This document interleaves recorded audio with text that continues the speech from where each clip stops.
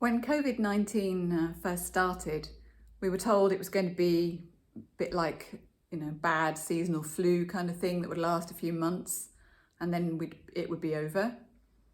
And then it was going to last maybe a bit longer, perhaps over the summer, and by September, things will be moving on again.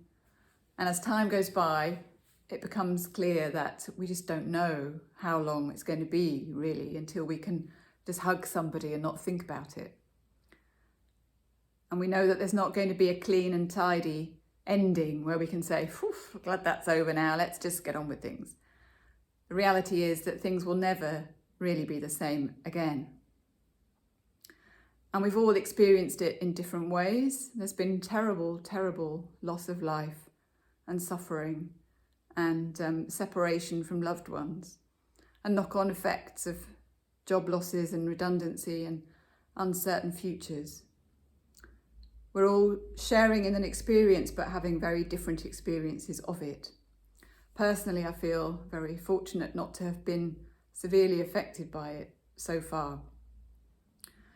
For me, I think the experience brings home how much of life I've taken for granted up until now. So much of life appeared to be in my control, and I know now that it really, really wasn't. That sense of control was all an illusion.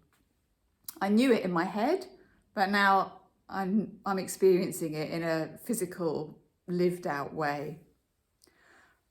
And in that sense, I think I'm taking this as a real positive time. It's shaking up so much that I took for granted and calling it into question. And it's becoming an opportunity to let go of things that either have an unhealthy kind of hold or place in my life, or I'm just too comfortable with and I've never really thought about before, but actually, why not stop doing this and start doing that? And it brings me closer to God too, because that feeling of being out of control naturally draws me deeper into God and makes me more conscious of my reliance on God's presence. And I came across this poem by Leslie Dwight the other day, which kind of sums up a bit of what I'm trying to say here, frames the experience in a positive sense. What if 2020 isn't cancelled? What if 2020 is the year we've been waiting for?